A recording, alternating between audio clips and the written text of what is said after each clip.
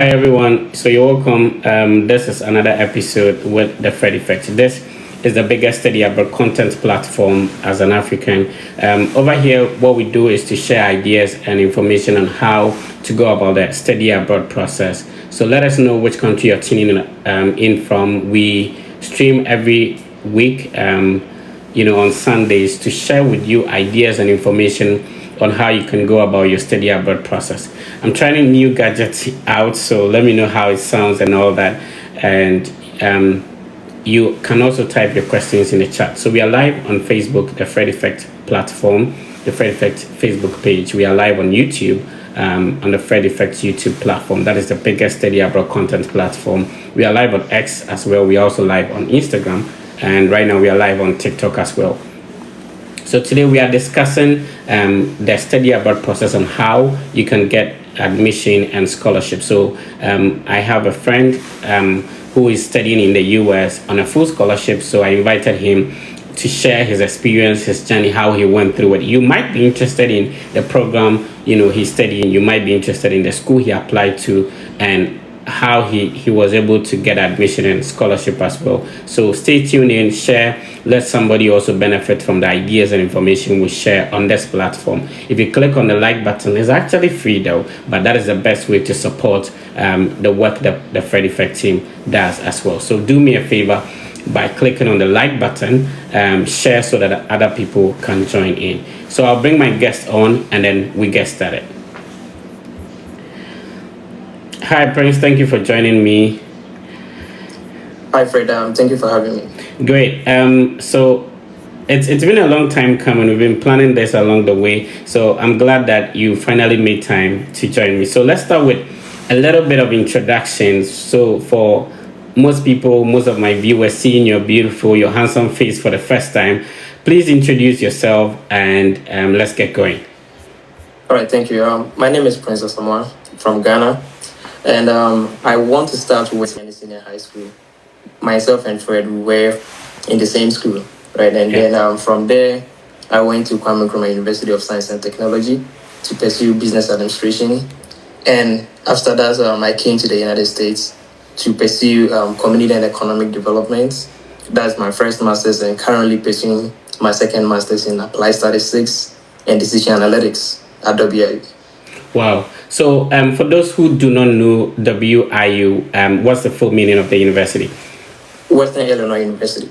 Right. So let's start with when did you start the whole study abroad journey? So after high school, KNUST, Kwame Nkrumah University of Science and Technology in Kumasi. What did you study there? So in KNUST, I studied business administration and I specialized in accounting. All right. And after KNUST, how long did it take for you to start your study abroad journey? Some people say that right after national service, others say before national service. Some people even say when you are in level 300 or the third year you start. When did you start yours? Yeah, so I started my study abroad journey during my national service period in 2019. So whilst I was working as a teaching and research assistant at KNUST Business School, I was also applying to schools, but most of the schools that I applied mainly was in Canada, right? So it was after a year or two, then I decided, okay, why don't I apply to the United States, right? So I started in 2019 during my national service time. Right. So how long did it take you? Is it 3 months, 4 months for the entire process to be successful from, deciding that I want to study in the US until you finally landed in the US? So I think the US application process spans about a year, right? If not a year, but maybe 10 months, 11 months, because the time that the schools open the application, usually October the previous year, you put in the application, and January 15th the following year, or maximum February 1st, that is when most of the schools will close the applications, right? So for them to process admissions and all those things.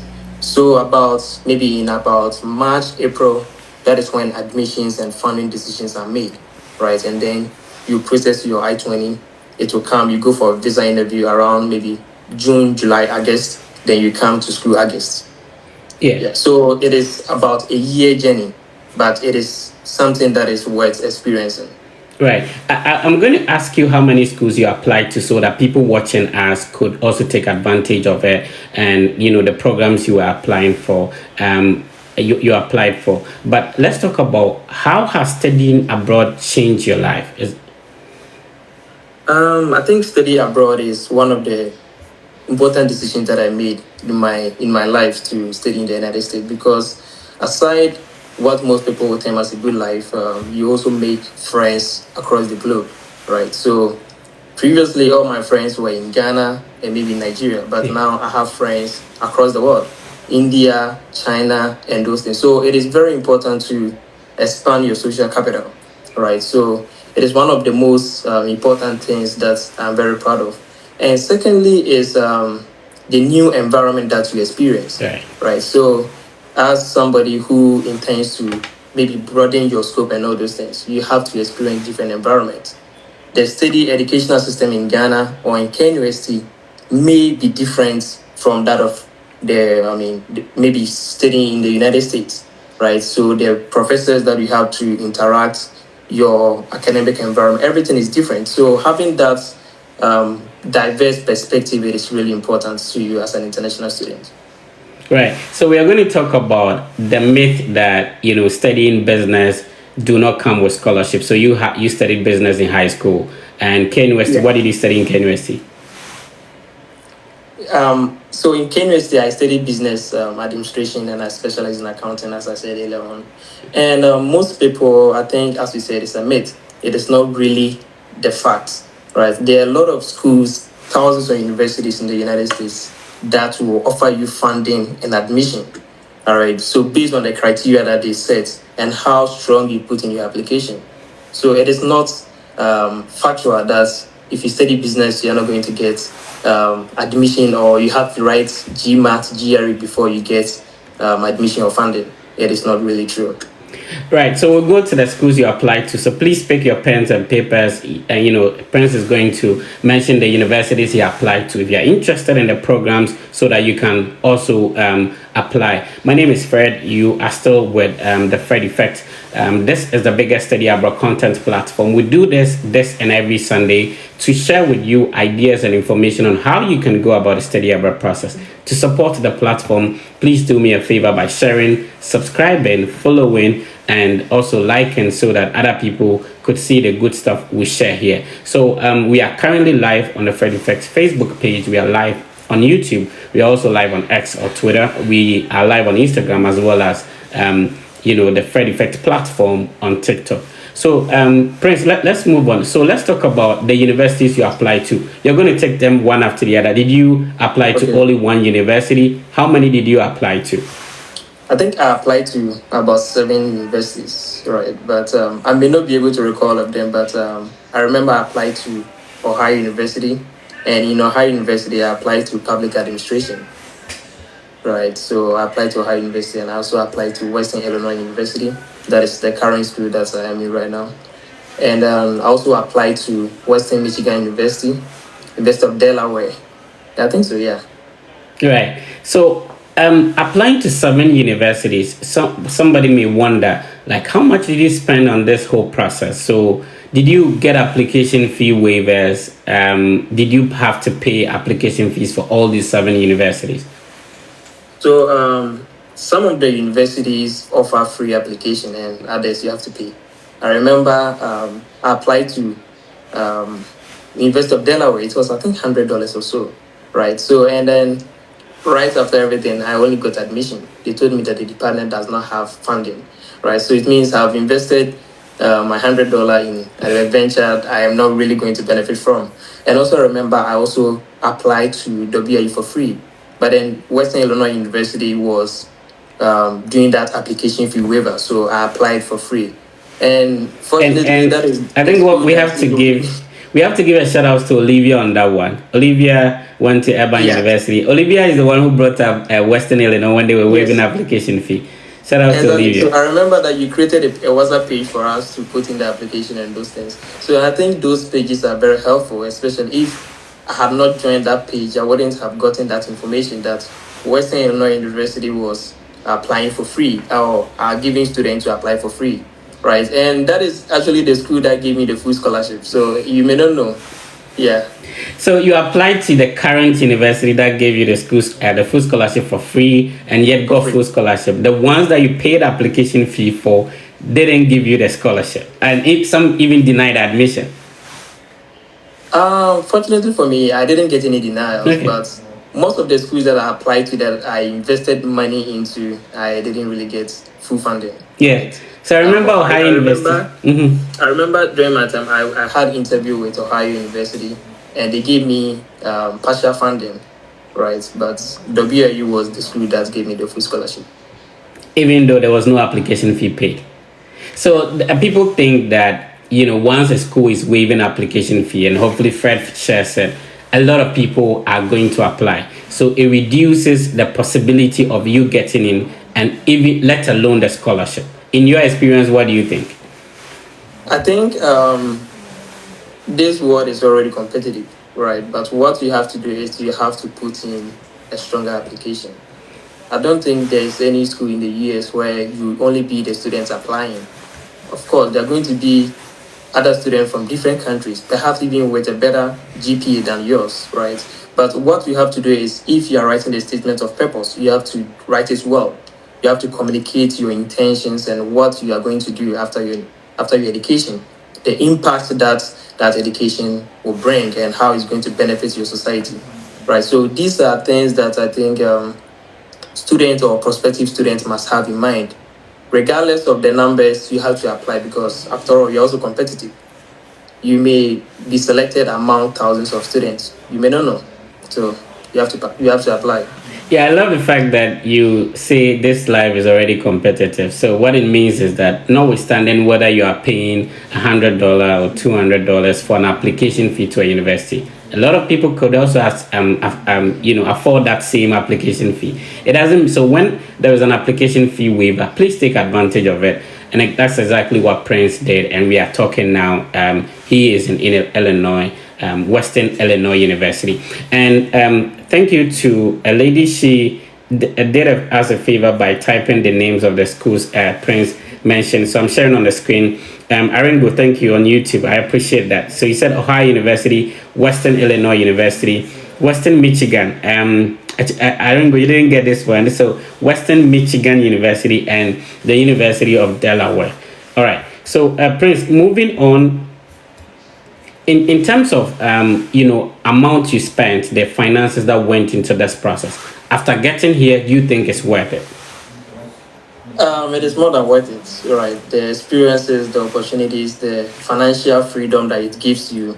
I think there are things that even as a student you'll be able to do that ordinarily you wouldn't have been able to do in Ghana, right? So I mean, not saying that there are limited opportunities in Ghana, but I mean, you know that the economic freedom, the financial freedom that the United States gives you, and the exposure, the knowledge, the friends that you meet, it is worth more than anything. So I mean, I don't think it is going to be a conversation whether it is going to be worth it, because spending about $100 or maybe $500 on an application and coming to the United States, educating yourself.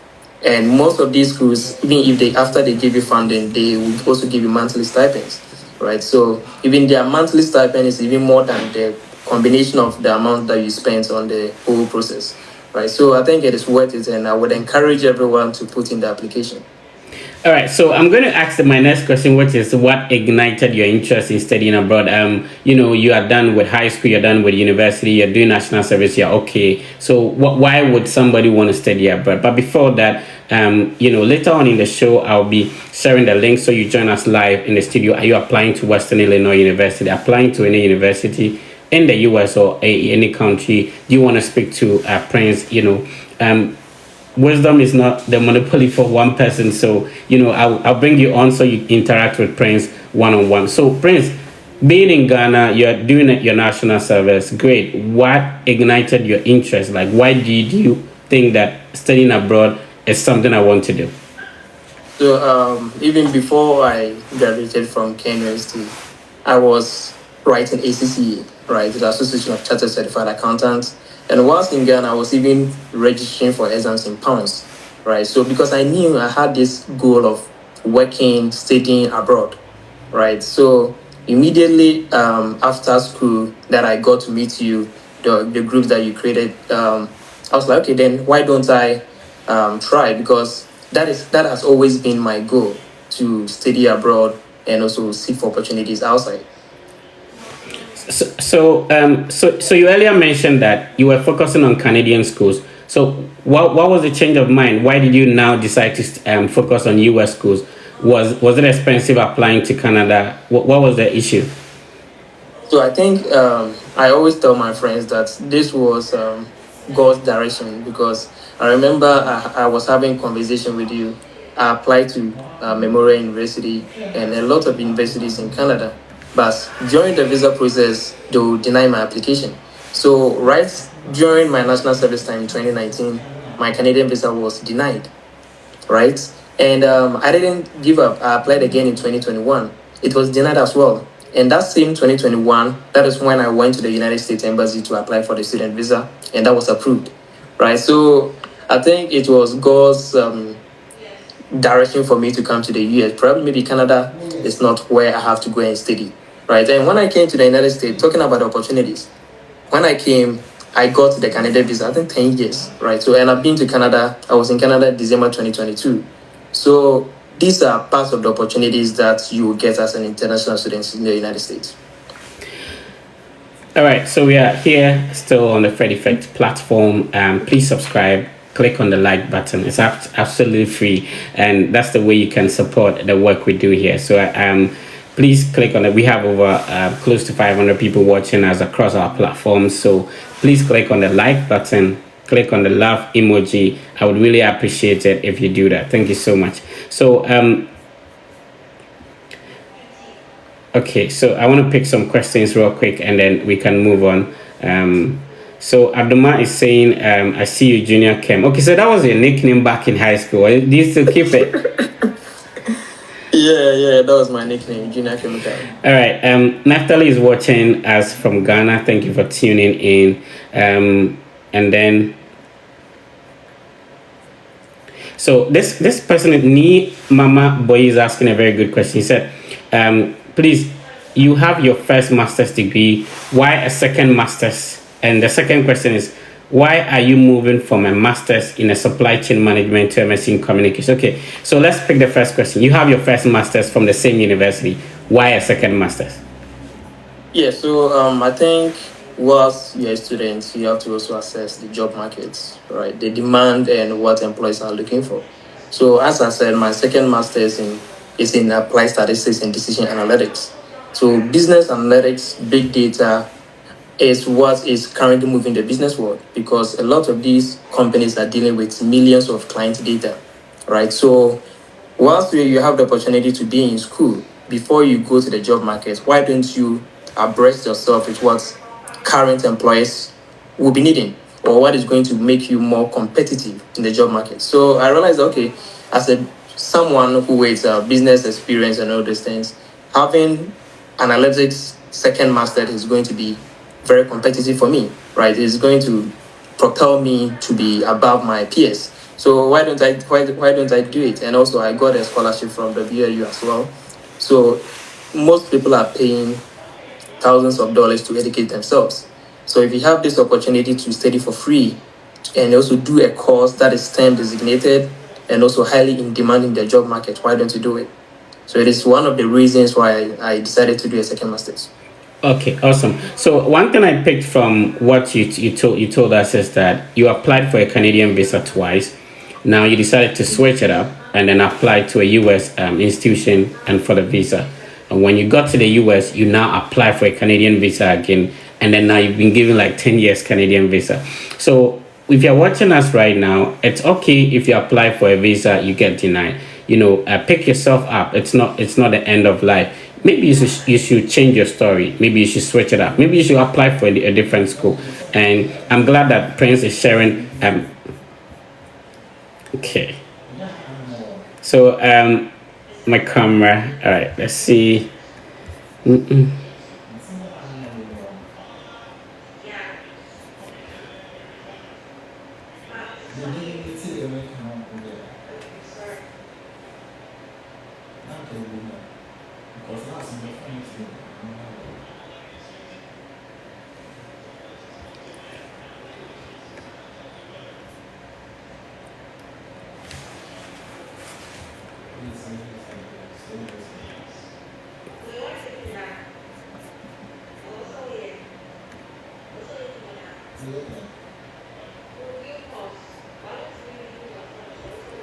So my camera decided to give up on me, but we're back. Yeah. So um, Prince was sharing his experience. We are still live on the Fred Effect YouTube channel. We are live Fred, on Facebook. you're muted. I can't hear you. Okay. I see.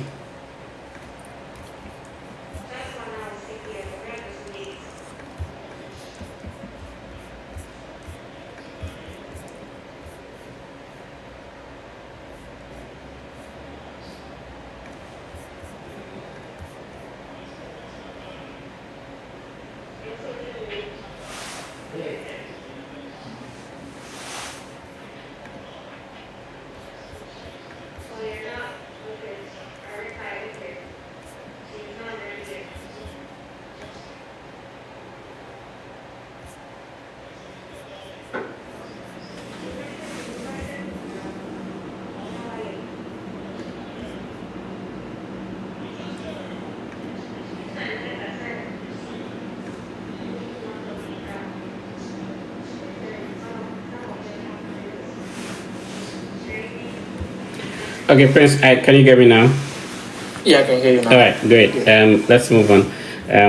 We are back. So my gadget decided to give up on me, but let's move on. All right. So let's talk about your current university. When you talk about full scholarship, what does it mean? What does it cover? So, with Western Illinois University, with a full scholarship, it covers your tuition and monthly stipends. All right. So, did you have to still pay fees out of pocket? So, are there some fees that you are paying as an international student? Yes. So, I think the whole tuition package is they're in two folds. We have the tuition and we have the fees. So, for example, with library fees, academic user fee, and those recreational fees, so those are not covered by the graduate assistantship. The graduate assistantship covers the tuition part. So maybe in a semester you have a little about $1,000 to pay for fees and all those things. Yeah. I see. So, how do you pay that? Your parents pay that from home, or you pay out of pocket based on your stipends? So monthly stipends are given to every student who has a GA, right? And so if you are giving, maybe for example, we are giving $1,000 and for maybe 5 months in a semester, and you have to pay $1,000 in fees for the whole semester. I think you should be able to say, if you decide to say maybe $200 each month, by the time that the semester will be over, you have $1,000 to pay for your tuition, right? So it is out of the same stipends that you will pay the fees that you're supposed to pay. Great. And in terms of the GRE GMAT requirement, you had a business background, and can you repeat the name of the program you applied to at Western Illinois again? So my first master's was in community and economic development. Okay. Was it so much related to what you did at the undergraduate level? Yes, so it is related to business in general, but if I focus on the specialization, I specialize in accounting, right? But it's not related to accounting, but it is related to business in general, because if you want to go to economic policy analysis, it is business. You have to analyze the economy, right? Economics is there. So it is something that was really in the long future of what I want to do. I mean, so in terms of career choices. So in the future, I want to go into consulting and those things. So I think community and economic development is really a strong foundation for someone who wants to go into consulting, right? So it is business related, but not really accounting related. Yeah. Okay. So let's talk about the GRE, GMAT, and all that. Did you have to sit for any of these exams?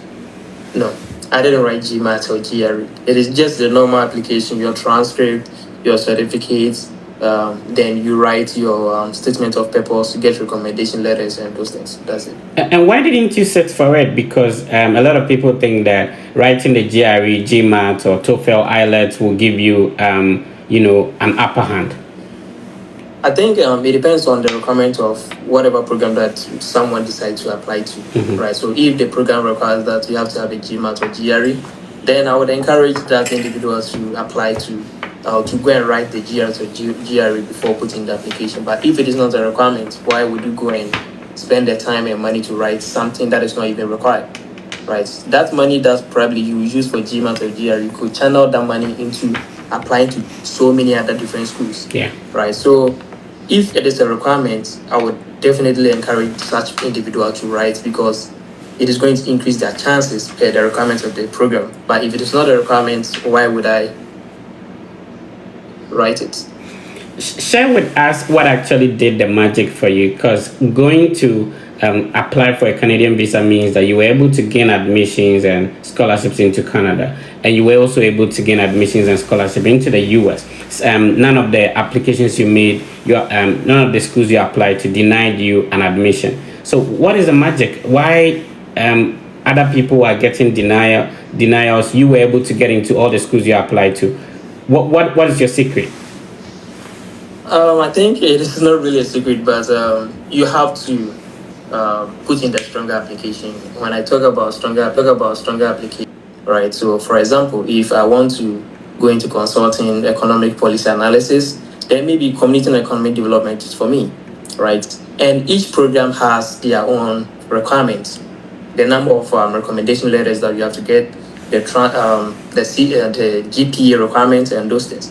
So, when you meet these requirements, you have to communicate to the committee or to the school why you want them to admit you and the benefit that education will have on your immediate community, right? That is the statement of purpose. So in that statement of purpose, by you identifying what you want to do in life or in terms of career choices, you'll be in a better position to communicate what you want to do in terms of the short and long-term impact of that education. So I think most of these universities do not really focus on only the GPA, the recommendation letters, but they also place premium on what you write to them, because statement of purpose is just you communicating your intentions to them. So somebody may have a better GPA than you, but you will communicate better to the university than such individual, and you even get a G or grade assistantship, and such person with a higher GPA may not get it. So there's no hard and fast rule about whether somebody necessarily has to get a higher GPA before they get a scholarship. It is a whole package, so you have to put in a strong application. Yeah, talking about your scholarship to Western Illinois University, did it automatically come with your admission? Did you have to gain admission and later on apply for scholarship or attend interviews? How did it go? Yeah, so Western Illinois University, GAs, you apply separately after you gain admission, because after the admission, you get your WIU ID number, right? So you go and apply to your department graduate assistantship. And of course, as I said, it is competitive because of the availability of resources. Resources are limited, and you have a lot of students chasing just few graduate assistantship scholarships. So they have to find ways to screen or even get the best out of the total applications that they receive. So I had, I don't want to call it interview, but I had Zoom meetings with the graduate coordinator, because during that Zoom meeting, that is when they were able to assess your fit into the program and how, if they invest such amounts in you, it's going to be beneficial not only to yourself but also to the community or your country at large. And I believe that maybe after my Zoom meetings with him, he also interviewed other students, right? So I think you have to prove yourself worthy of that graduate assistantship during that interview. Yeah, so definitely we would want to thank people who assisted you through the way. So parents, friends, that Freddie, so definitely we would want to say thank you to people who assisted you on your way. So your parents, friends, who actually played a huge impact that you want to say thank you to. I think I have a tall list, right? Yeah. But first and foremost, I also thank my parents because I mean, during national service time, how much was I paid? 559, and I had to apply to so many schools, and also you apply for visa application, student visa, they will deny it, and then they still encourage you. You don't have to give up because the moment you give up, you have zero probability of success. So you have to keep I think we trying have to one more repeat time. this. The moment you give up, you have You have zero zero probability of probability of success. success. Yeah, because if you give up, it means when we are considering those who have chances of success, you are not part. You have zero chance. So you have to forge on, try one more time. So they encouraged me to keep going on, and even with the US visa, they encouraged me. They even supported me throughout the process, prayed for me and those things because it's not really about you applying. Sometimes you have to do that spiritual aspect as well. So my parents were praying for me and those things, and also I want to thank my friends because my best friend in KNUST, we came to the US in the same year, the same time, August, right? Because we were discussing what we have to do as two friends, right? So we encourage each other. He will see a school, he will send it to me. I will see a school, I'll send it to him. We just tell ourselves, Charlie, I better, right? Just to motivate ourselves, not to give up. That there's hope somewhere. So, and God being so good. Let's give shout Both of outs to us, him. What's his name? yeah, Elvis. Yeah, So shout most outs people to know him as Elvis. Bobby. Yeah, Elvis. He completed from Texas A&M University Commerce in Texas, right? And he's currently doing his OPT, right? So we have been throughout the whole process together. And also want to thank you because I remember during my Canada time, I spoke with you, and I told you that I was denying. So like, why don't you try the United States? So I gave it a try, and now here I am talking to you from the US. So I also want to thank you, and also proud to come into the United States. The pages that you created, it helped me to establish friendship with a lot of great minds. Because if you are able to find yourself on that page, it means you are at par or you are in that group with individuals who have similar traits or characteristics as you. Yeah. So they are also ambitious. They want to do something for themselves. And the group that we you created, I met a lot of that. We have Rachel, we have Archimedes. Archimedes was, I think, the SLC financial secretary for For UCC. UCC. Shout outs to Yeah. So Archimedes Emmanuel. yeah. So and he's currently working at Deloitte, Yeah. Texas. Yeah. So I mean, a lot of great guys that I met through that page that you created for us and the assistance that you gave us throughout the way. So I'm very grateful for that. Yeah. Awesome. So yeah, we are still live here. I'm here with Prince. Prince is currently schooling at Western Illinois University. He has his first master's on a full scholarship and a second master's on a full scholarship as well at Western Illinois University. So if you're watching us, you can Google. It's a great school for international students. Let's talk about the international community at Western Illinois. You know, how is it? Like, is it good for people to apply to Western Illinois? What are some of the programs you recommend to people to apply to? Oh, so let me tackle the international community at Western Illinois University. So when I came in 2021, we were just a group of individuals coming. There wasn't really much or many international students in the VIU. But when we came, the numbers kept on increasing. So we decided to form an association, and I happen to be the president of Ghanaian Association at Western Illinois University, and we have been able to impact ourselves positively. Just last month, March the 6th March, we hosted one of the biggest students events on campus. We even had the mayor of the city of Macomb, the city that the school is located. He came. We prepared wachi, jollof, sobolo. I mean, a lot of fun, a lot of education, and all those things. And right after that, I think 2 weeks after that, I also organized a Zoom session where I hosted a Deloitte partner. So that partner has been working with Deloitte. Deloitte is the number one accounting firm in the world, in the United States. So he has been working in the United States for more than 25 years. So I brought him on, and for him to enlighten us on how we international students can secure internships and jobs. And navigate the job market in the United States. So these are some of the impactful things that we have been able to do as an association in WIU. I'm super proud of you, bro. So I'm sure there are people watching us who would want to apply to Western Illinois University and all that. Is it okay if they get in touch with you? You're already in the system. You know how to navigate the terrain. How do people get in touch with you? So they can contact me. Let me give my WIU students my WIU email. Right. So pk-asamoah@wiu.edu. Okay, so that's Samoa with H, right? Yeah. At wiu.edu.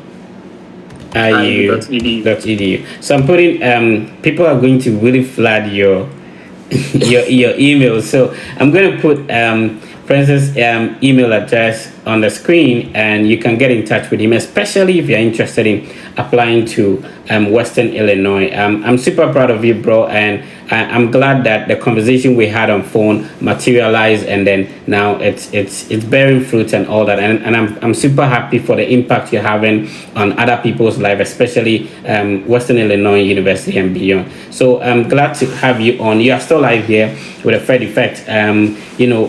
Prince happens to be part of the Effective family, and now he's here. We had a whole WhatsApp group, and if you want to join the WhatsApp group, you can. Remember that it's only for, I've narrowed it down now, it's only for people who have interview dates scheduled. So we've been doing this for almost half a decade, where we meet every day 4 a.m. GMT, to help you practice for your visa interviews and stuff like that. And I'm proud to see that this group has helped over thousands of people gotten their visas approved, and and all that.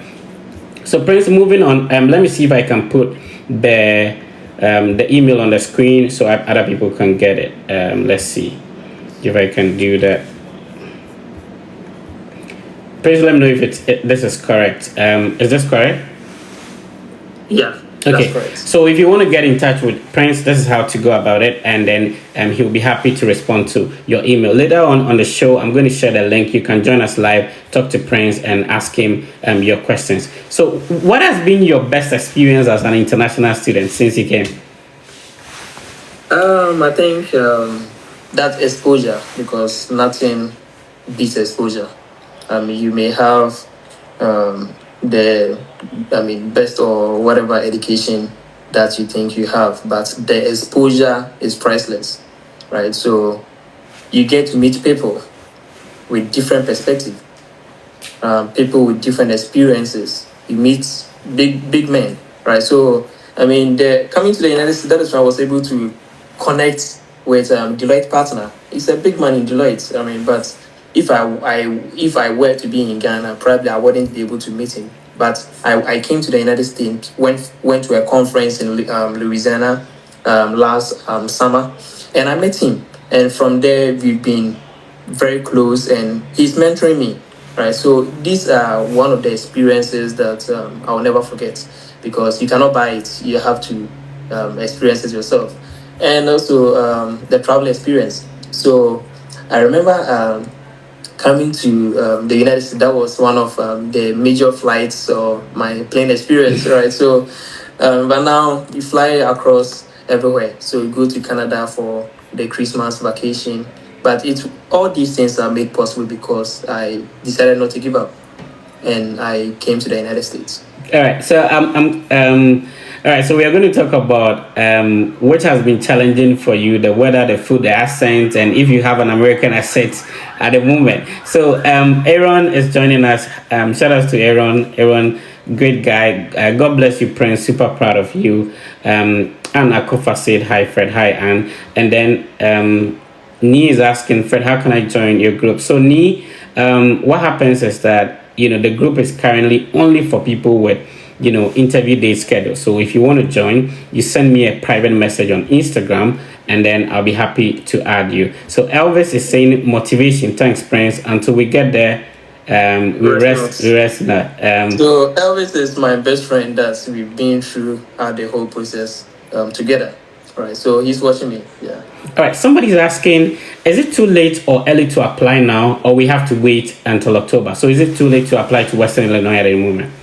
So, Western Illinois University has different intakes. So we have the fall, summer, and the spring, right? So with the fall, you may apply, get admission, but you have to also consider the time that you have to get an I-20, even though the time that you have to put in the application, get it processed, receive I-20, go and buy your MRV, get a date.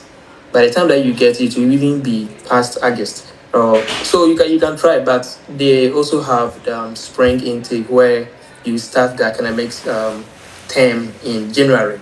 So and that I think you have ample time to apply, get your admission, process your I-20, and also schedule for your visa interview, and then come maybe December, November, and you start in January. So there's still more time to apply.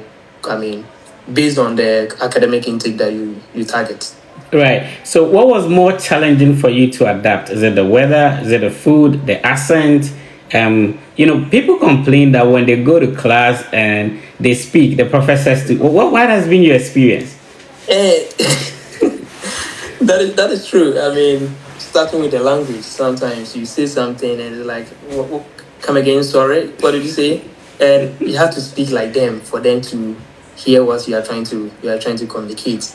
And it is, I mean, the early times it was kind of stressful because you have to repeat whatever that you want to communicate more than twice before they get it, right? But and also their accents, you understanding whatever they say, they speak really fast, and the accent is different from what we are used to from Ghana. So it was a challenge, but now see you get used to it. I mean, and you have to start speaking like them. It's not like you're trying to get a fake accent or something. But if you don't speak like them, it is difficult for you to communicate. And without communication, I don't know whatever or anything that you can accomplish. So it is one of the challenges. And the second one was the food, right? So in Ghana, you can have fufu and those things, but here McDonald's, fries, or those things. And even if you want to prepare your own fufu, that's neat fufu.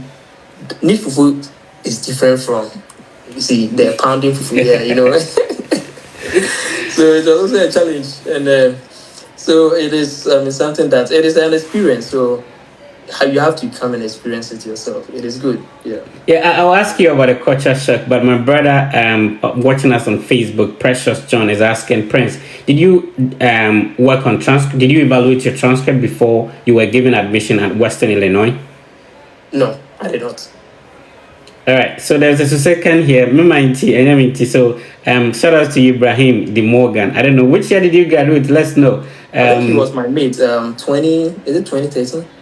Oh, okay, okay, Yeah. I remember him. awesome. So, 2013. share with us some of the culture shocks. Um. So I remember my few early times in class. So in Ghana, when the professor is teaching and you have a question, you just raise your hand and then the professor will call you and those things. Then you ask a question. But here, the person feels like asking a question and they will start talking. And I will be looking at them like, and I wanted to see the reaction of that professor. Like, if you have a question, you have to raise your hand, and then the person will start talking, and the professor will make time listening to them and all those things. Like, okay, that's fine. But back in my country, you dare not. You have to raise your hand, wait to be called before you ask whatever question. Yeah. And also, I remember there was a time in class, um, maybe about few minutes before the professor came, some students were chatting. So one was sitting on the table and the other was sitting on the chair. So they were having this conversation, and the professor came, and this guy was still on the table chatting with his friend. The professor had to wait for them to finish talking before he start addressing the class. Like, oh, okay, you can't try this in Ghana. You can't try this in Ghana.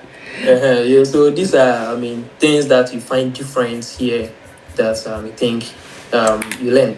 Yeah. So, working on two different applications, getting admission into two different masters with full scholarship, like, what would be your advice to anybody who wants to study abroad? Starting from your experience getting denied at other embassies and still moving on, what would be your advice to anyone who is going through the study abroad process now? So I think my first advice to everyone is you have to first know why you are doing this.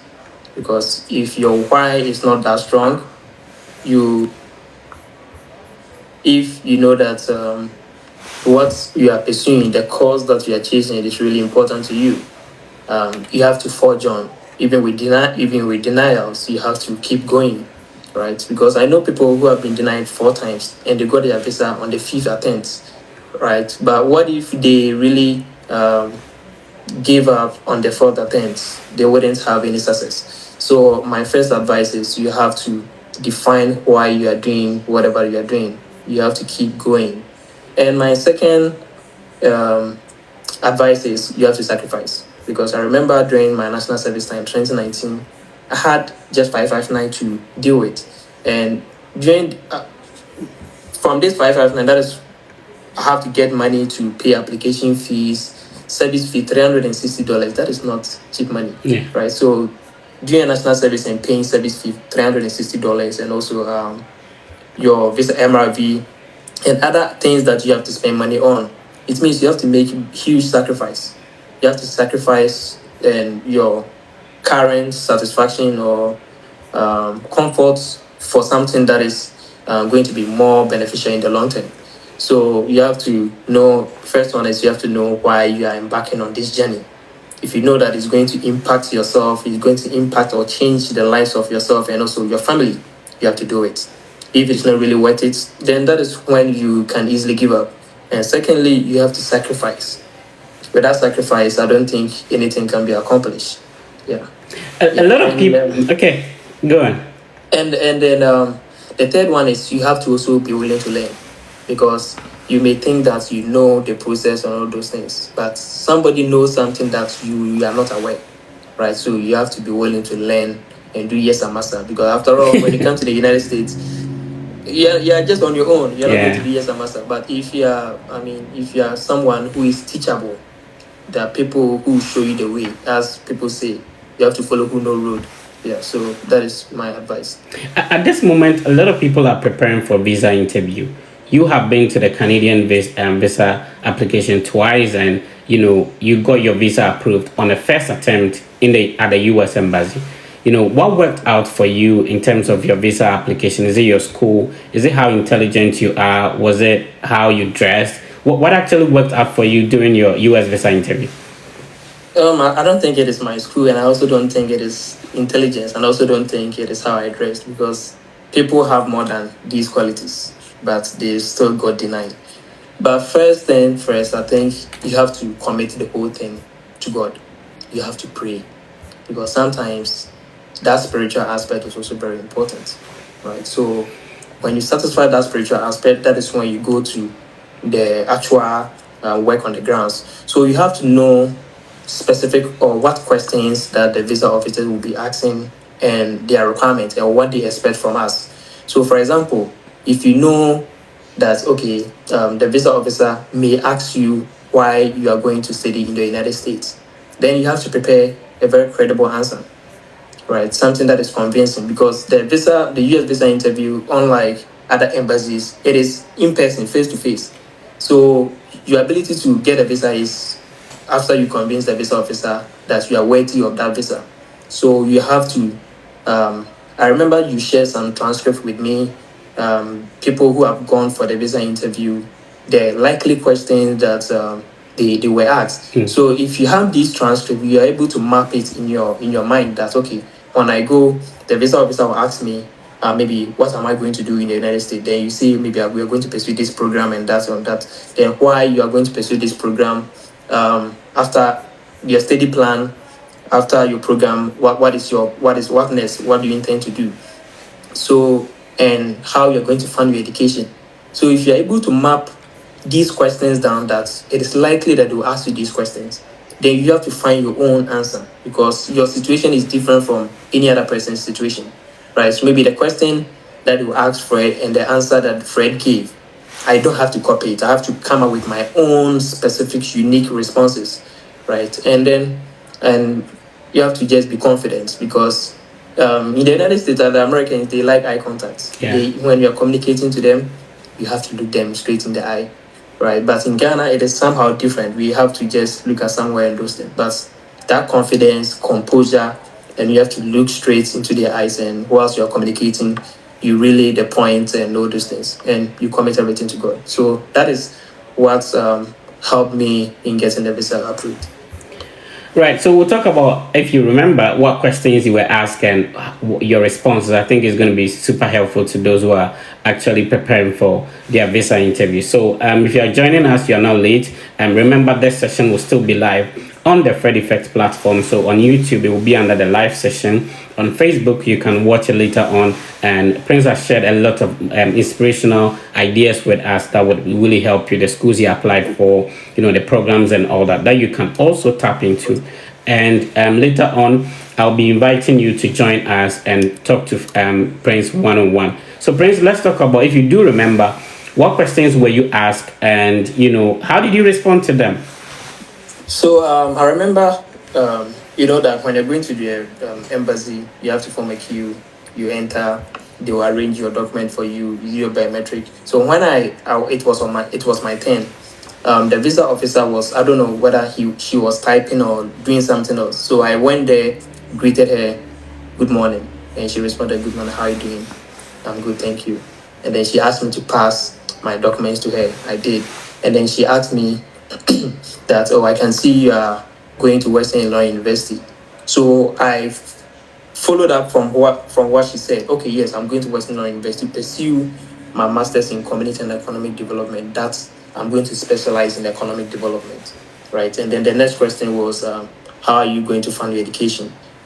And there are times that the visa officer will even trying to let you know that they know that you have GA, but I think you still have to communicate to them the details of that GA. Yeah. So yeah, so that's how you're going to fund your education. Maybe you have a grad assistantship, then you have to explain what it covers. So if your grad assistantship covers tuition, health insurance, stipends, and all those things, you have to communicate it. If it doesn't, you have to leave it out. So I communicated that my GA covers tuition and monthly stipends to take off my living expenses. Right, and I think my next question was, what is going to be your career plan? Because it is a master's program, it is not undergrad. For undergrad, anybody can do any other program and still get a different job, because we have people, especially when I was working in an audit firm in Accra.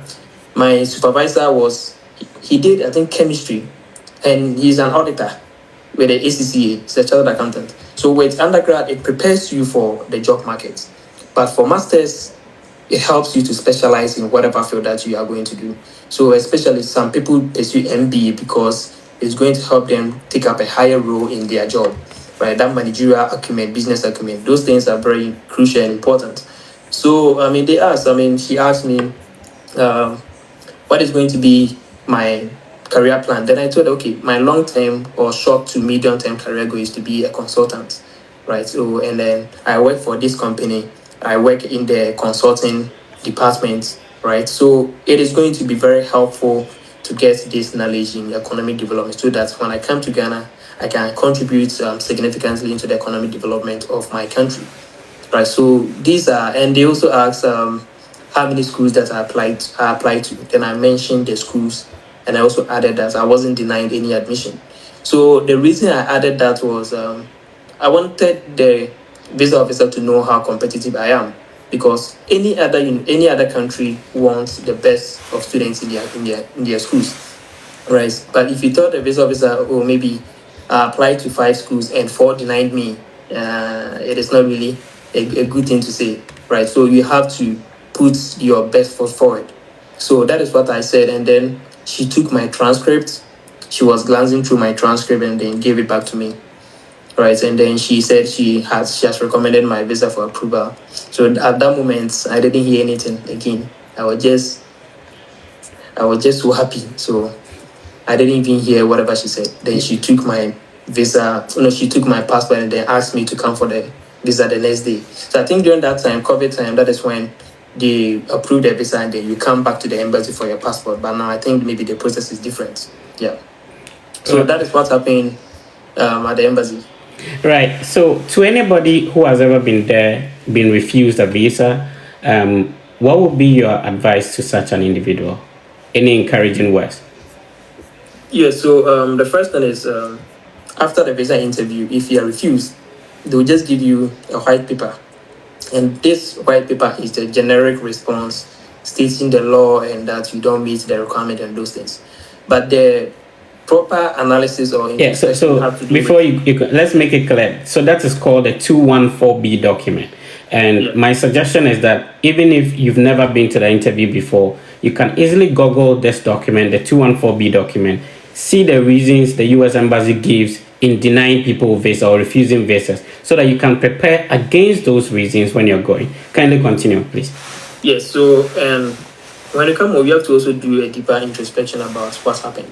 So maybe the interview, you could deduce that probably maybe it's because of funding, or it was because you couldn't communicate your intentions clearly, right? So then you know that you write it down, maybe funding. What are you going to do to correct that?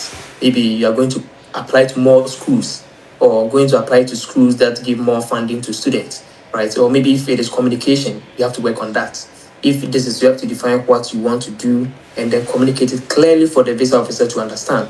Or if it is ties, then you have to find a way to convince the visa officer that maybe you have established ties. It could be that maybe a business, you have families and all those things, but you couldn't say it. They asked you that aside your job, what is going to tie you back to Ghana? You were just standing there because you forgot that you have families and friends. You cannot live your life and forget about your family. You have to come back to them, right? So these are things that you can use to establish ties back to your home country. So those deeper introspections and also the analysis that you do, you write them down and then you work on it. You try one more time, because as I said, if you don't try one more time, you have zero success. You have zero probability of success. So Yeah. that is going to be my advice. All right. Ken Laba is actually, no, Ken Laba is 214B document. You are Okay, so Ken Laba, the document, yes. So 214B, if you Google the 214B document, it's sort of reasons why people are refused. Thank you for sharing. And in the same way, now is saying thank you, sir. Anane.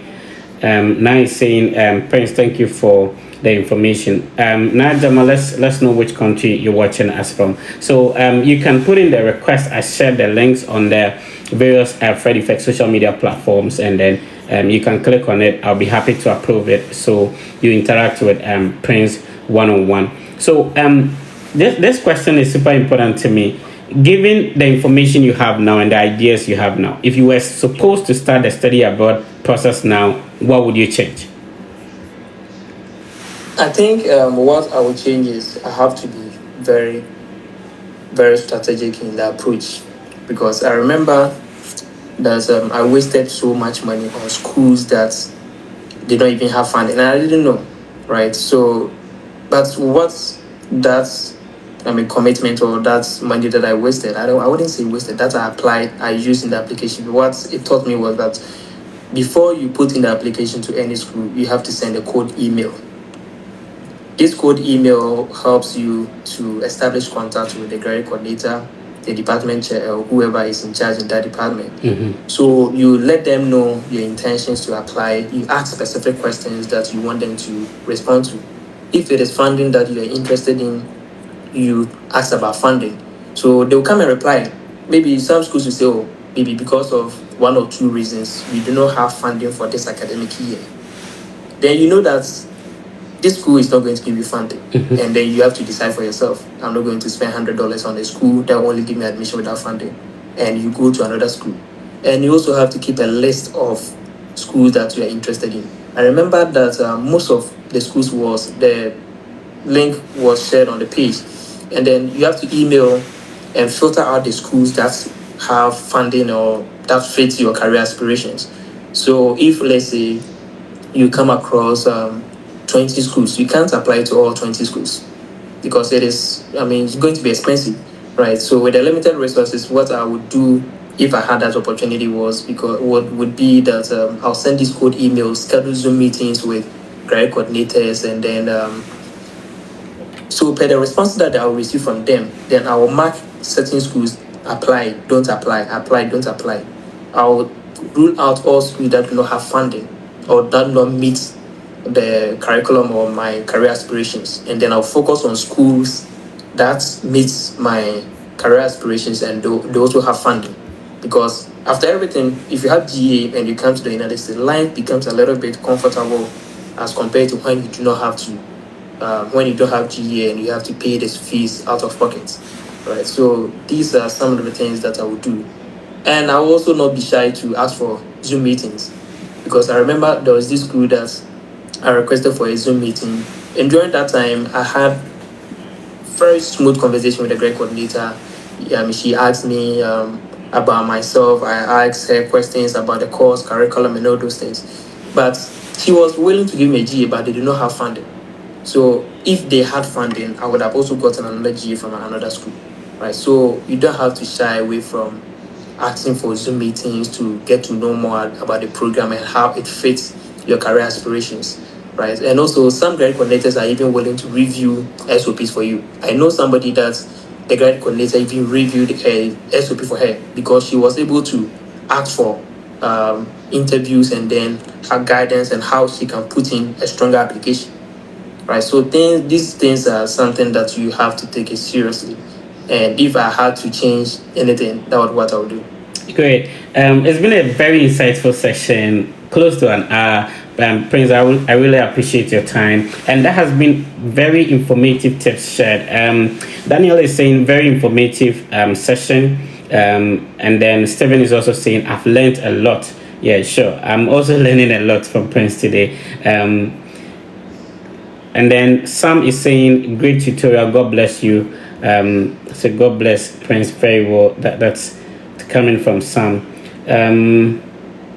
Okay.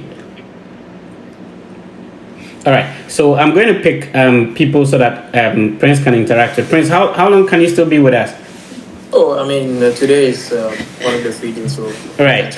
I appreciate that. We have close to 1,000 people watching us across our platforms on TikTok, YouTube, Facebook, X, and then Instagram as well. Please click on the like button. We have only 166 likes. Please click on the like button. It's free if you do that. I would appreciate that. You can click on the like button as many times as possible and also share so other people could benefit from the ideas and information we are sharing. So I'm going to pick people that you want to interact with Prince.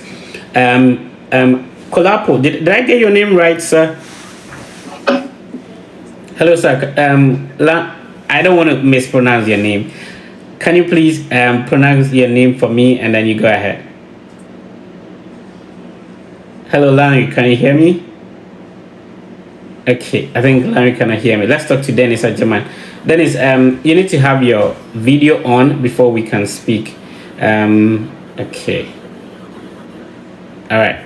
Let's see if Peter Yamwa, your microphone is off, but if you can hear me, please unmute your microphone and go ahead, Peter Yamwa. Hello, Peter. Okay, Peter is not ready. Let's bring out Larry. Larry, can you please hear me? Yeah, good evening, Mr. Fred. Yes, please talk to Can Prince. you hear me now? Very clear. Yeah, good evening, well done. Yes, I can just hear you. I cannot hear you loud and clear. Where I am presently, there are a lot of noise there. So I'm finding a way of how I can be able to hear you. Okay, so when you are able to fix that, then I can bring you back on. So if you're typing your questions in the chat, I will be happy to let Prince respond to that.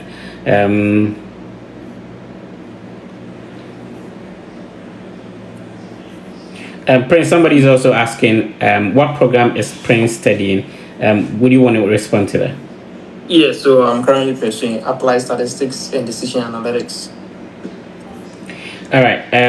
Eja Annan, I'm watching you live from Orlando, Florida. Fred, you are doing a great job. Keep it up. I appreciate that, Eja. And then Prince is very articulate and has given so much insight into the educational journey. Kudos, young man.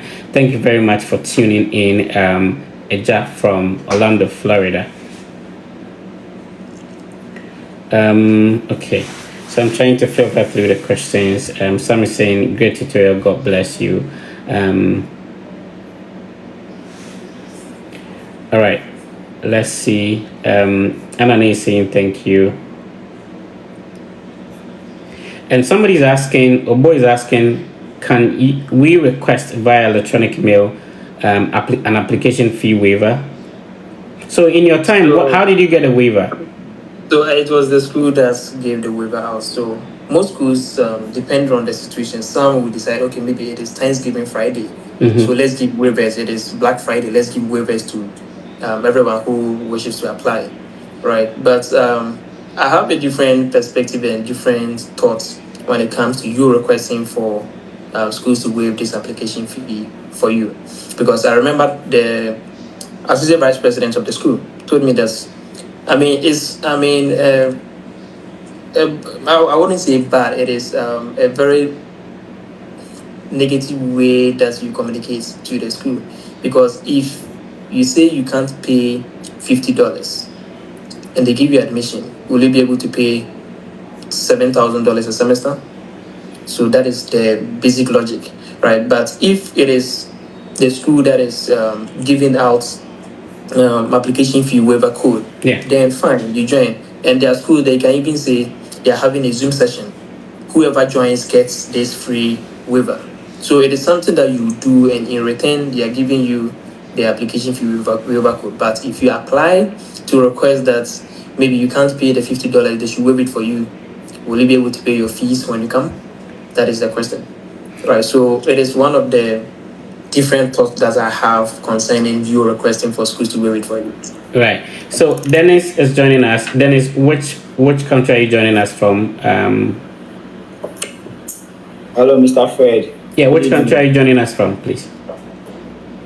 Oh, obviously from our motherland, Ghana. Okay, go ahead. Talk to Prince. Yeah. So, Mr. Fred, I wanted to ask you this. I had partial scholarship, right? I've actually gained admission for PhD program, and then I had partial scholarship. A hospital wants to sponsor me for the other half of the fees, right? But the hospital actually save, or they have the account with a rural bank. And then I wanted to know if submitting the bank statement from a rural bank would be possible. All right, Prince, you want to go ahead and respond to that? Yeah, I think it is possible, regardless. If the accounts and the details are all legitimate, right? Because all these banks, they can release bank statements or bank letters for schools in terms of sponsorship. But my question is it an account that already exists? If it is a genuine account, of course, it is a financial institution. You can equally request for bank statement to support your application, and also if the school requires a bank letter, the rural bank should be able to do it for you. Right. So Dennis, all you need to do is to find out the type of statement that your university is willing to accept. I think there was a time that Western Illinois was accepting bank statement. Now there was a time they were accepting only bank letters. Some schools do not accept company statement. So please look out for the actual financial requirement in terms of the type of document that the university accepts. Before you submit it to them. Once the university accepts it and then issues the I-20, you're good to go, Dennis. Let's talk to Alpha. Alpha, can you hear me? If you can hear me, is it okay if you put your video on?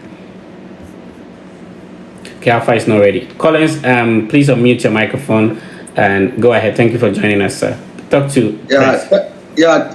Thank you, Mr. Fred, for giving me this opportunity. Mr. Fred, I did BA Economics and Information Studies, and my GPA was 2.05, and I did my Master's in Financial Risk Management, and my GPA was 3.78. And I wanted to know whether I can get scholarship, or since my undergrad GPA is low, I can't get scholarship. That's why I'm calling. Prince, can you please respond to that? Yeah. So I think I already said this in my earlier submission, that most of these universities in the United States do a comprehensive analysis or screening of the whole process. You may have a lower GPA, but you are better in terms of communicating in the SOP, or maybe what your recommended say, right? So, and most of the schools will base on that and give you a scholarship even above somebody who doesn't even who has a higher GPA than you have. But I can't rule it out because nobody can predict that this school can give you GA, this one cannot give you a graduate assistantship, right? So you have to make sure you put in a stronger application and how you communicate to the school in terms of your career choices and how it's going to impact you as an individual for you to be very impactful in your country. Because most of these schools, the reason they're investing thousands of dollars in scholarship and giving it to us is because they want us to be impactful. They want us to go and be beneficial to society. So if you're able to communicate these things to the school through your statement of purpose, I think you have a chance of getting the scholarship. But nobody can rule it out that because you have a low GPA, you can have a scholarship. Yeah. Okay, So, all right, Collins, you have another question?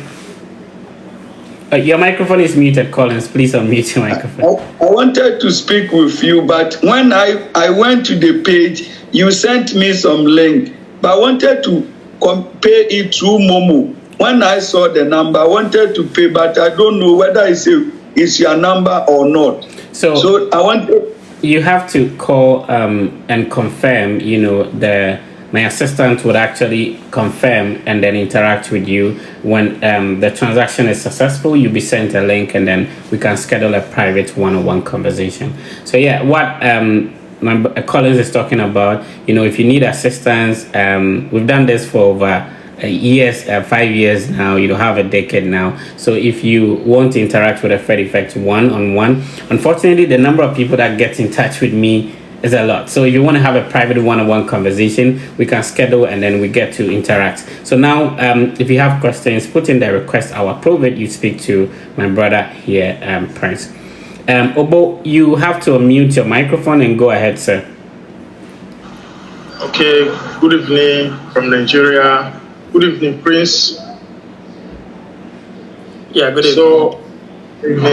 So I was trying to go through your school website. So it seems the admission process is really rolling from time to time. And I want to ask if the application fee waiver, are we going to request through the code emailing, or because it seems it's not applicable for international students, it's only applicable for domestic students. So, and I want to know if someone can get a breakdown of the step-by-step process for the application as well. All right. Okay. Thank you for your question.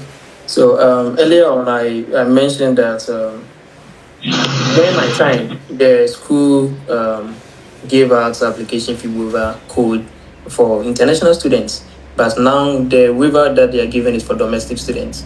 And of course, if you're outside the United States or if you're an international student, you can't use that waiver code. It doesn't apply to you, right?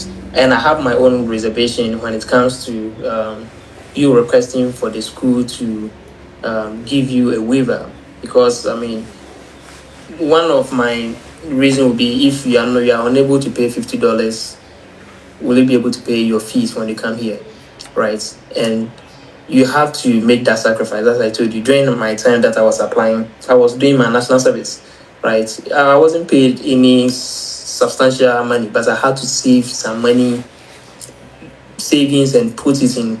But before you put it in any other school, before you apply, you have to also be very strategic and analytical.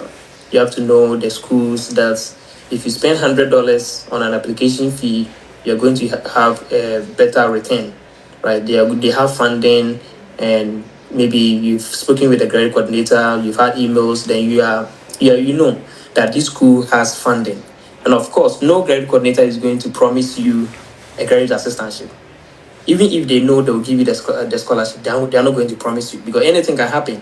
So they will tell you that it is competitive. And of course, because the scholarships are limited and a lot of students are after a few scholarships. So what I would encourage you to do is you have to sacrifice, get the money, know which school to apply to.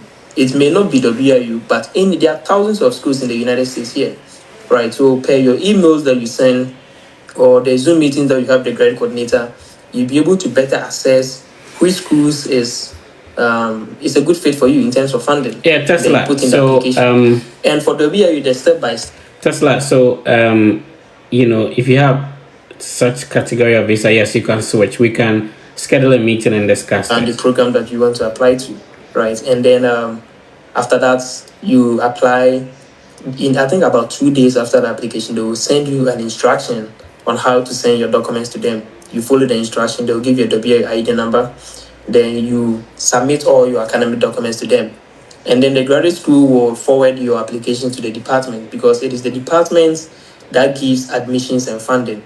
And the graduate school will make sure that the department are operating within the requirements of the school, and that they communicate the decisions to you. So the department will decide, then it goes back to the graduate school, and the graduate school will communicate to you in the form of admissions, right? So that is what happens when you want to put in the application.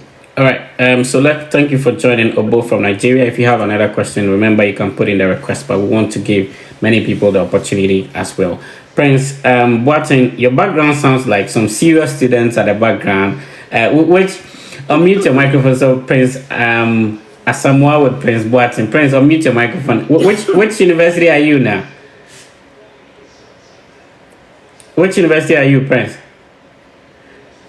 Asamoah, go ahead. We can hear you. Yeah, so I'm currently in WIU. No, I'm talking to Prince Boateng. Prince Boateng, the princes are confusing it. Yeah, Boateng, which university are you? I don't think he can hear you. Prince, can you Boateng, can you hear me?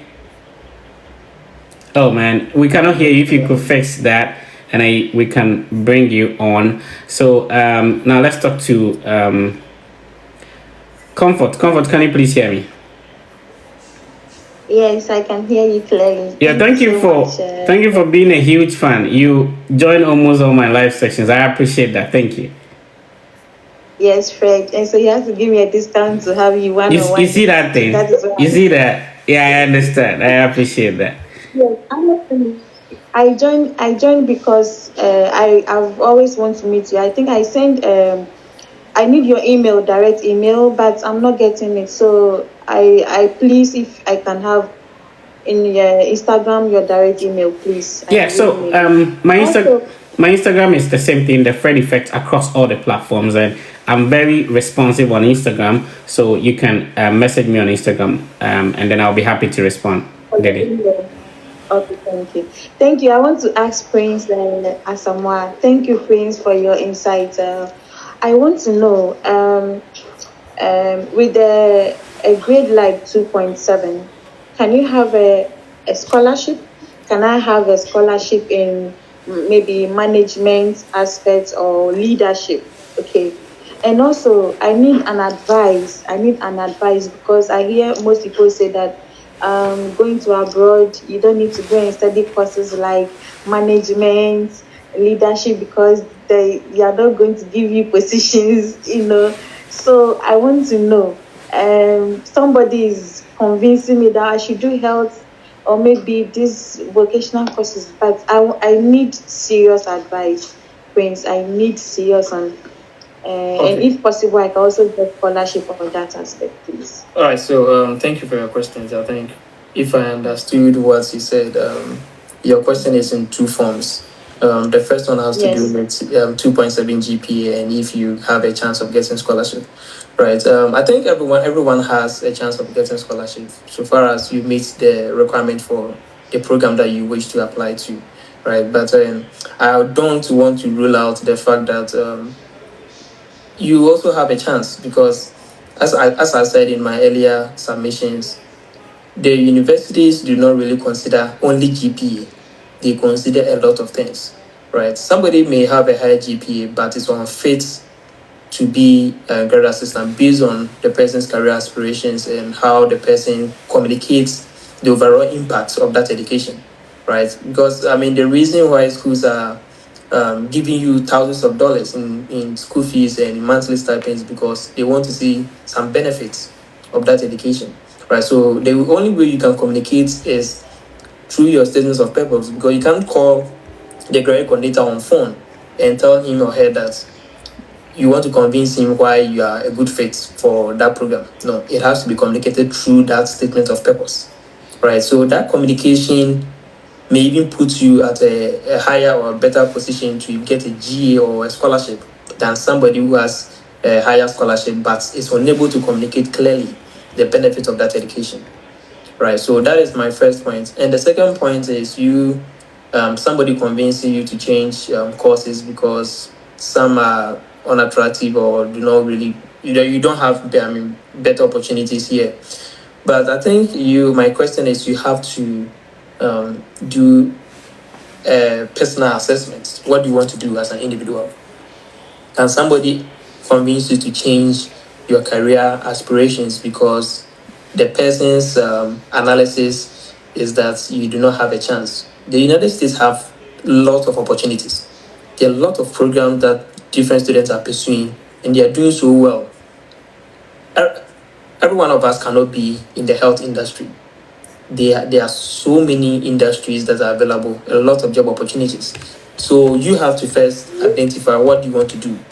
If it is leadership or education or the course that you want to pursue, is what you are really passionate about, you do it and excel than going to change a course that you are not really interested in. Remember, if you are passionate about communication and you want to be, you change your course because of someone else's advice and you go to health, I don't think you are going to be a very passionate health professional. So you have to follow your aspirations, what you want to do. And I have a different perspective. This United States is a country of better opportunities. And the American dream. The American dream is not only for a particular industry. The American dream is for everyone. So far as you are willing to work, put in the work, and be willing to forge on, you'll be able to have an opportunity in the United States. So that is going to be my response. Okay, thank you very much, Prince, and thank you for joining us today. So we go to Temi and then we go to Ophelia. Temi, please unmute your microphone and go ahead. Which part of Nigeria are you joining us from? All right, thank you so much, Mr. Fred. Thank you, Mr. Prince, as well. I'm speaking from Lagos, Nigeria. Okay. I've been on the show before to ask this similar question, and I also clarify this aspect once again. I heard when you were talking, Mr. Prince, I heard that you said you did not have to evaluate.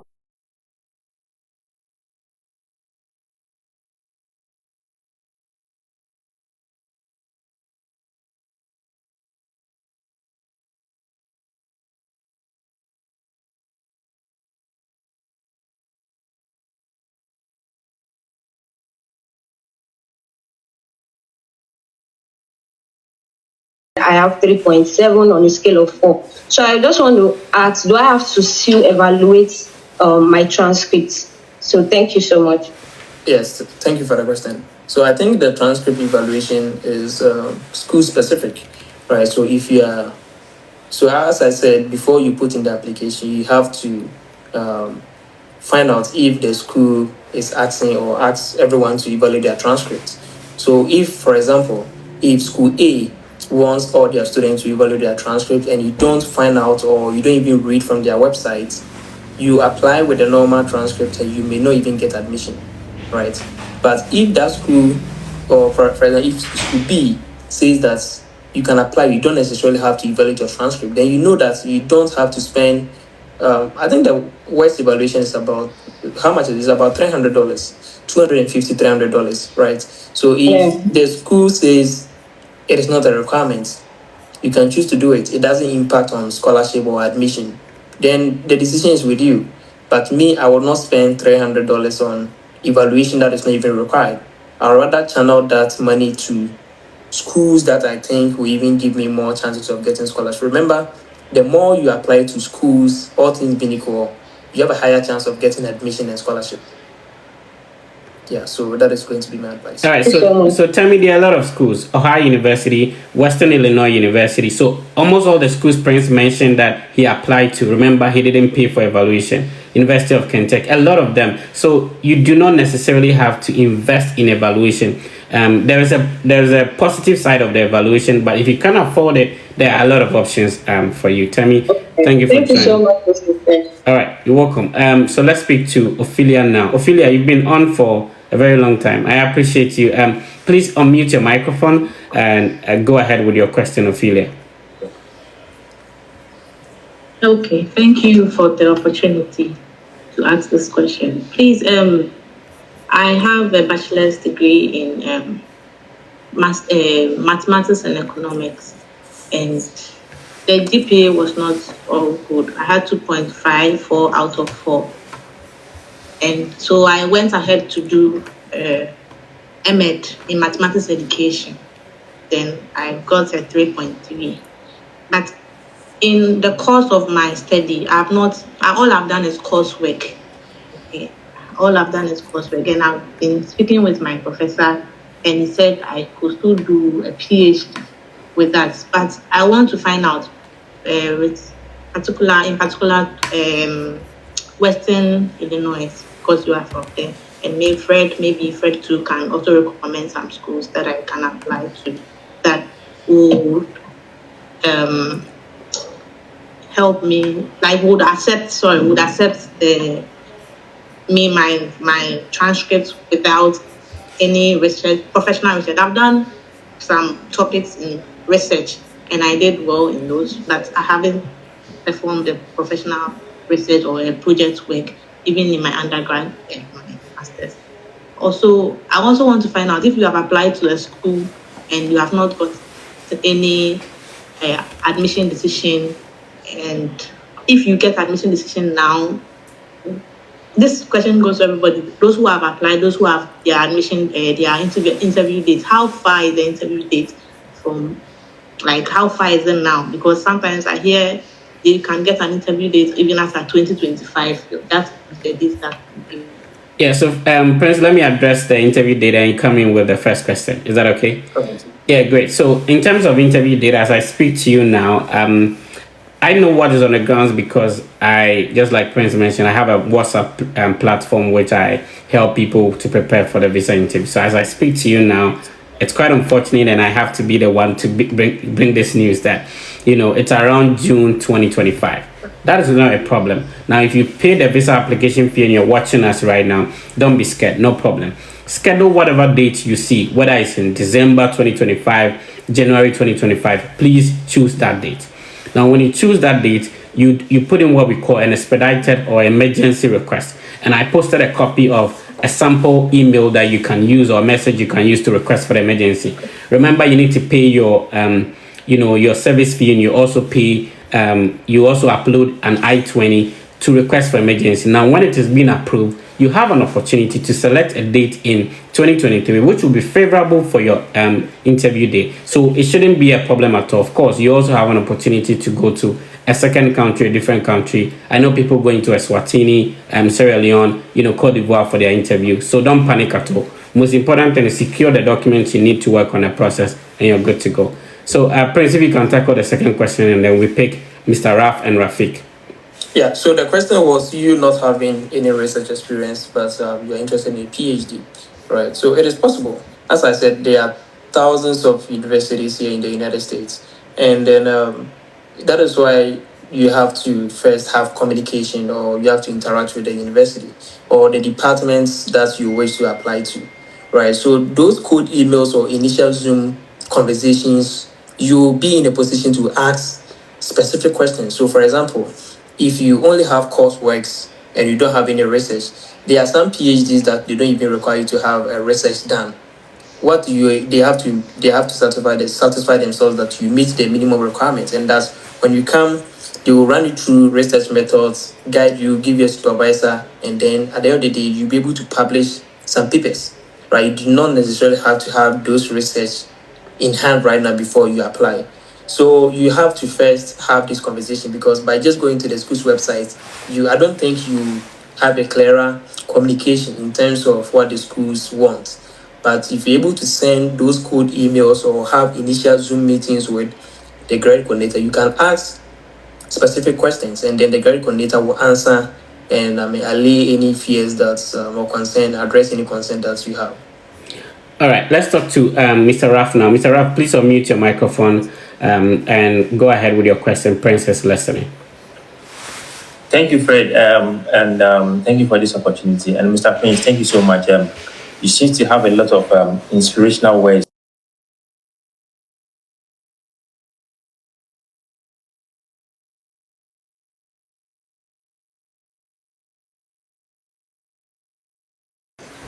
Currently, I have a master's degree already. I've done my first degree in computer science. I've done my second degree in information technology, all at KNUST. Through Fred, in fact, he's been very, very inspirational guy. I've followed him for a very long time now. He linked out to one or two schools, University of Michigan and then Grand Valley State. I've gotten an admission from both universities now. Now, my main problem now is that on my DS-160 form, in fact, I'm contemplating, do I put in there that I already have a master's since I'm coming for another master's at the University of Michigan, Flint. That is where, in fact, I've chosen because I've been awarded a scholarship amount of $12,000 there. So, in fact, that is my issue now. Do I put in... Okay, Prince, go ahead with that question. Yeah, so I have a couple of friends who were doing masters or had masters from Ghana, and they applied to do masters in the United States, right? But if I don't think there's rigid or there's this hard and fast rule that if you don't have masters, if you already have masters, you can't have another masters, right? You can, but it depends on you to disclose, because some masters is going to give you a deeper understanding for you to excel in another masters. Right, so having that master's is not a duplication of a knowledge. It is going to be different things, because the curriculum that you had that master's degree is different. So it's going to give you a better understanding on the concept that you will be even pursuing in the second master's, right? But you can decide not to include it because you may. All right. So yeah. Oh, Prince is muted. Okay. So Mr. Rav, you have to. If you have a date schedule, link up on Instagram. We'll add you to our mock interview platform. We'll find. I have a new appointment with you. You cancel my last one, and you schedule me to on the 10th. So please, that day. Yeah, sure. We'll get to meet. If we meet, we'll get to discuss that. We add you to our mock platform, and then we'll help you refine your story and all that. So Prince, I need to quickly rush out. So let's see, what final words do you have for everyone listening to us right now? Yeah. So my final words would be don't give up. For John, if it is that if you have push and pull factors, right? So if you're in Ghana and the current situation is pushing you, you have to know why you are running. Yeah. Right. So, and also if you envision the opportunities that you have when you come to the United States, and you know why you are coming, you have to also forge and don't give up.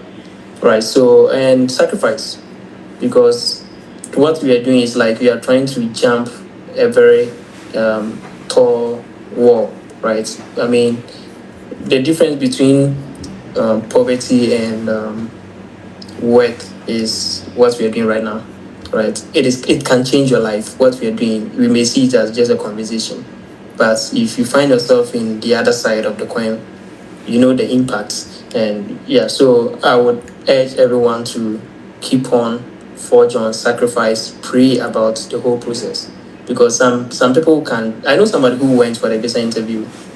The person didn't say anything significant, but at the end of the day, they got a visa. But you go and see all the English that is in the dictionary, they'll still not give you. So you just have to commit everything, put in the work, sacrifice. Yeah.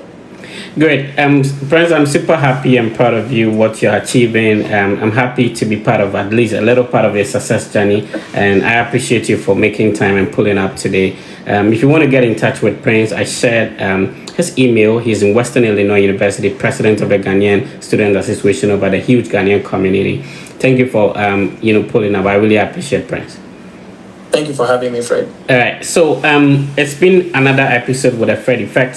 Thank you for watching. We have to sign out here today. So next week we'll be coming your way with another insightful section. If you requested, I wasn't able to approve it. I apologize for that. We need to draw the curtains here. So we have a mock interview platform. You can send me a private message on Instagram if you are preparing for your visa interview. That's the same platform that helped Prince, and then he's here as well. So to get in touch with me, we can schedule a private one-on-one conversation. be positive about the whole thing. It's possible. If Prince was able to do it, you can do it. If I was able to do it, you can do it too. My name has been Fred. This is the Fred Effect. I'll see you in another one. Thank you.